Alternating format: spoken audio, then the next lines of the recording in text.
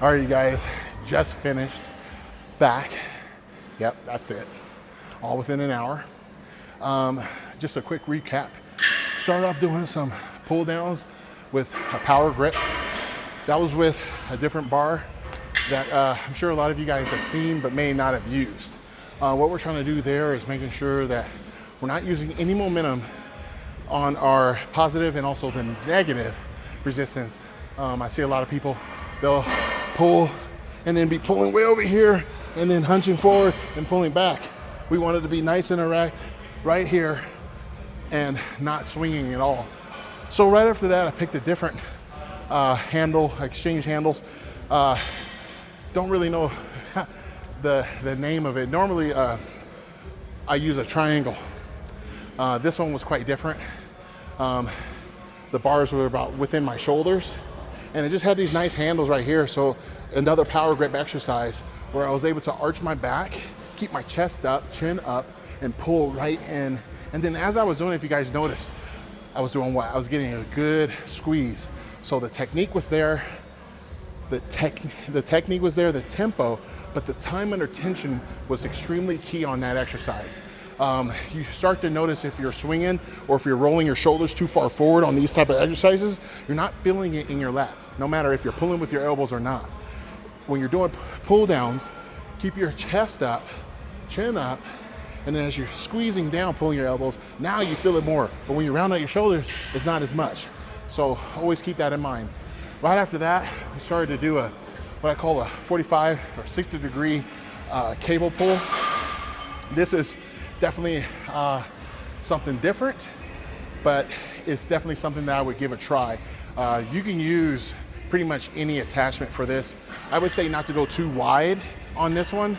Try to keep maybe a triangle or something within within the shoulders. I used another power grip apparatus, so attachment, if you will. And what I was trying to do there is making sure I'm getting a good stretch forward and then pulling back here.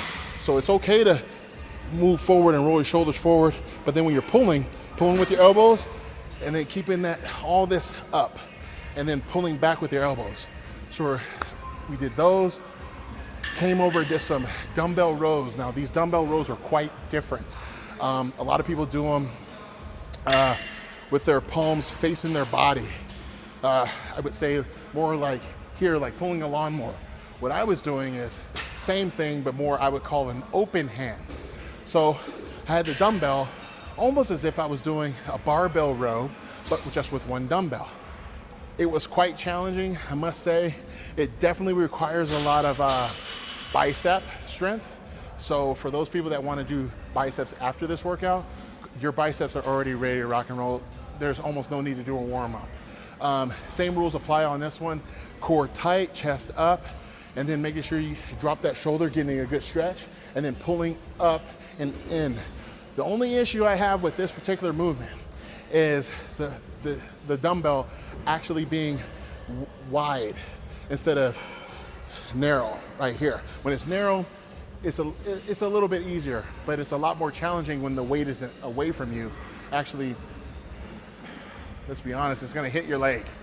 It's gonna graze that leg, so you really wanna be careful that you're not banging it against your leg, but that's gonna require a lot of level of focus. So this is somewhat of a little bit more intermediate to advanced movement that I would say those people that have tried dumbbell rows, give this one a try. I guarantee you, the same weight you're using will be a little bit more challenging.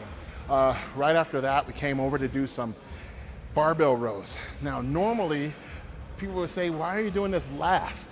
Well, in my way of thinking, I need to be able to finish strong. And that's not doing some isolation movement where I can do a bunch of reps. I wanted to do something that was more of a compound movement that required a lot of level of focus, but a lot of level of brute strength.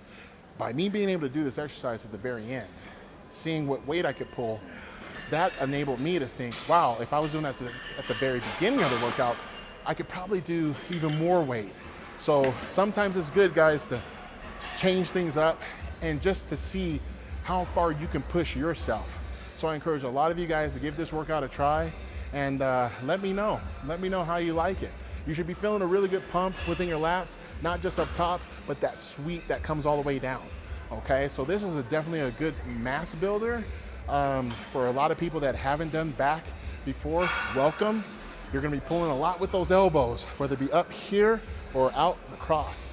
And also make sure you stay hydrated throughout this entire workout because you're working a very large muscle group.